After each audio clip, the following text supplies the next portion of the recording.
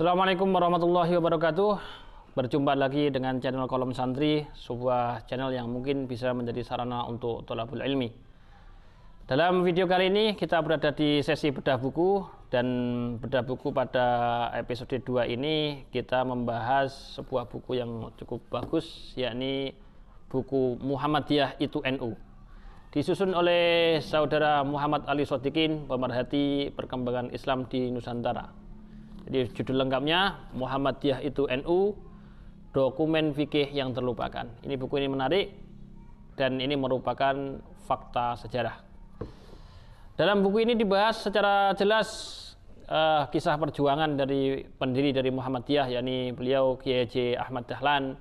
Beliau mendirikan Muhammadiyah di usia 44 tahun pada tahun 1912, jauh sebelum merdeka.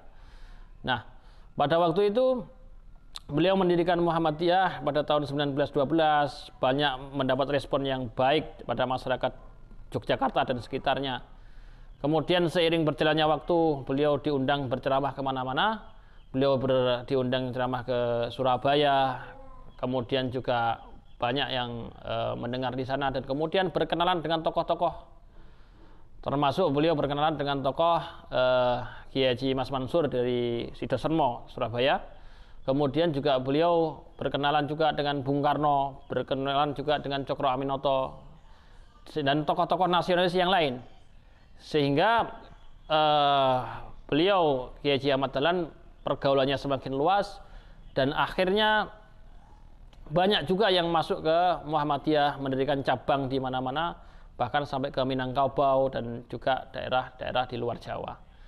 Nah, seiring berjalannya waktu, setelah Muhammadiyah semakin besar dan kemudian di dalamnya banyak tokoh-tokoh yang beraneka ragam, ya. Ada yang dari nasionalis, kemudian dari kalangan pesantren seperti Kiai Haji Mas Mansur, kemudian juga dari kalangan yang cenderung menyebut mereka pembaharu, yang dimana secara ideologi, pemahaman fikih, pemahaman akidah lebih cenderung kepada Wahabi daripada Syafi'i.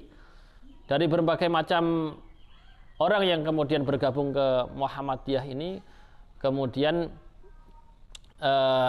timbullah sedikit permasalahan-permasalahan. Meskipun begitu, meskipun kadang-kadang ada perbedaan pemahaman, tetapi mereka tetap terakomodir, diakui sebagai organisasi Muhammadiyah.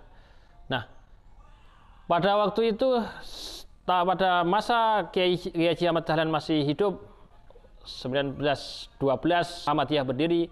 Kiai Haji Ahmad Dahlan wafat pada tahun 1923. Masih bermazhab Syafi'i secara resmi Muhammadiyah. Bahkan di tahun 1924 muncullah kitab yang merupakan buku panduan fikih Muhammadiyah. Ini terbit di tahun 1924 atau 1 tahun setelah Kiai Haji Ahmad Dahlan wafat. Kalau kita asumsikan bahwa penyusunan buku tersebut kira-kira prosesnya ada 1 atau 2 tahun, 1 tahun lebih, maka besar kemungkinan juga Kiai Haji Ahmad Dahlan andil besar dalam penyusunan itu, ikut mentasih dan lain sebagainya. Dan dalam buku ini dijelaskan dan dibuktikan juga bahwa buku fikih Muhammadiyah yang terbit pada tahun 1924 ini murni bermazhab Syafi'i. Kunut ada, disunahkan. Kemudian juga bacaan Sayyidina dalam membaca sholawat, baik di luar sholat ataupun di dalam sholat. Kemudian juga tarawih 20 rakaat dan seterusnya. Ya, sama seperti amaliyah NU secara umum. Ini buku Muhammadiyah, fikih Muhammadiyah yang terbit pada tahun 1924. 1 tahun selepas Kiai Haji Ahmad Dahlan wafat. Nah, mazhab Syafi'i dalam organisasi Muhammadiyah masih tetap hidup sampai pada tahun 1925. 1925 mulai antara mereka yang disebut pembaharu ini, yang secara faham terkontaminasi dengan faham Wahabi ini, mulai ada gerakan-gerakan sehingga beberapa kalangan di kalangan Muhammadiyah ini secara amaliyah berbeda-beda padahal organisasinya sama. Ada yang tidak mau kunut, ada yang mau kunut, ada yang kemudian taraweh, dan macam-macam soal amaliyah dari tubuh organisasi Muhammadiyah ini bermacam-macam.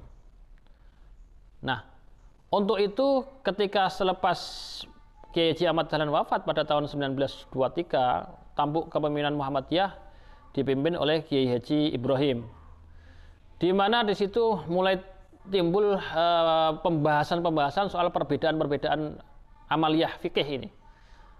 Akhirnya atas usul Kiai Haji Mas Mansur dari Surabaya, diusulkannya ada majelis tarjih supaya tidak terjadi perpecahan dan perbedaan di kalangan masyarakat Muhammadiyah.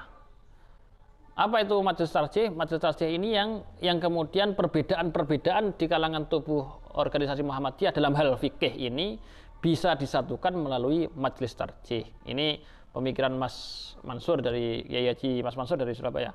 Nah, disinilah kemudian antara pembaharu yang terkontaminasi dengan pemahaman fikih Wahabi, kemudian dengan yang mazhab Syafi'i, kemudian beradu argumen di majelis tarjih ini. Dan akhirnya pada tahun 1927 resmi majelis tarjih berdiri, dan kemudian kongres pertama kali pada tahun 1929, di mana majelis tarjih ini langsung diketuai oleh Kiai Haji Mansur dari Surabaya. Nah, disinilah kemudian majelis tarjih mentarjih pembahasan-pembahasan yang diikhtilafkan antar tubuh Muhammadiyah, baik dari kalangan Syafi'iyah atau dari kalangan Wahabi, di mana kemudian sedikit demi sedikit pemahaman fikih Syafi'i mulai berkurang di sini. Mulai ada pembahasan-pembahasan pemahaman fikih Wahabi yang masuk di dalamnya mulai tahun 1925 sampai 1967. Ini majelis tarjih menentukan pemahaman fikih resmi dari Muhammadiyah. Meskipun begitu, akhirnya dengan sebab majelis tarjih ini Muhammadiyah bersatu secara pemahaman fikih.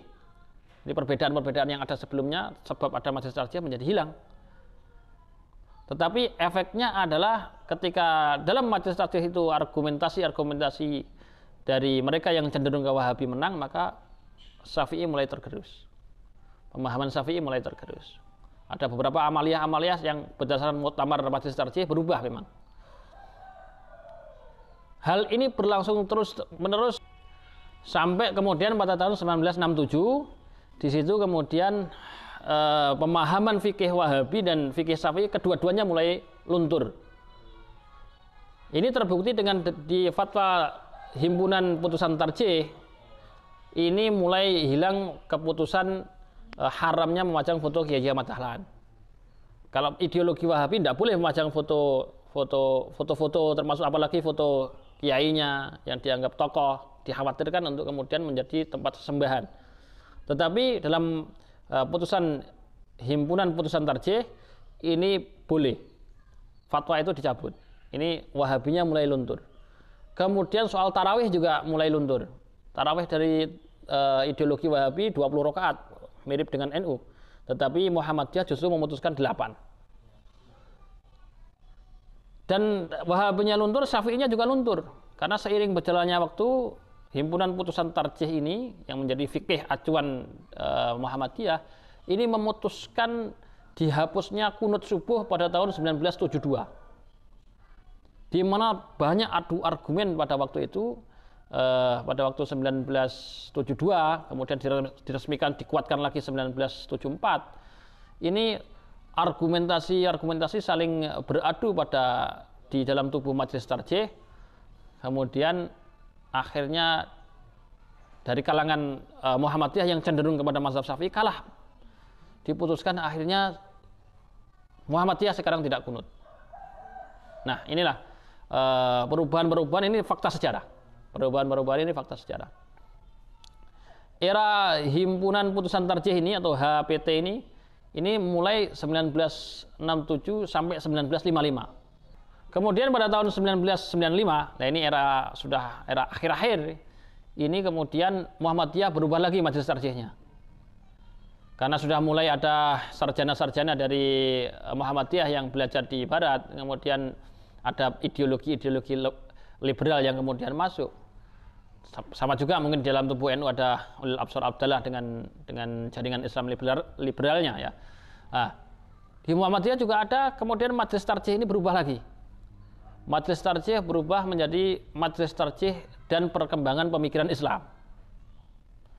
Beberapa tahun kemudian dirubah lagi menjadi majelis tarjih wa tajdid. Di mana di sini dalam buku ini disebutkan cenderung liberal. Maka perkembangan-perkembangan ini fakta sejarah dan buku ini sangat layak dikaji. Silahkan untuk bisa beli dan juga baca baik-baik, dan mungkin juga dikritisi karena buku ini sudah pernah dibedah buku di beberapa tempat, dikritisi juga oleh tokoh-tokoh Muhammadiyah. Tapi yang jelas beberapa hal yang ditampilkan di sini adalah fakta sejarah bahwa kunut subuh dihapus pada tahun 1972 oleh organisasi Muhammadiyah, padahal pendirinya melaksanakan kunut subuh tersebut. Jadi penghapusan kunut subuh dalam aliran ajaran Muhammadiyah, fikih Muhammadiyah ini selang 49 tahun selepas pendiri dari Muhammadiyah wafat. Ini fakta sejarah. Ini tercantum dalam buku ini sangat menarik. Silakan teman-teman bisa beli dan bisa membaca baik-baik. Kami kira itu untuk video kali ini. Semoga video kali ini bermanfaat. Kita akhiri. Assalamualaikum warahmatullahi wabarakatuh.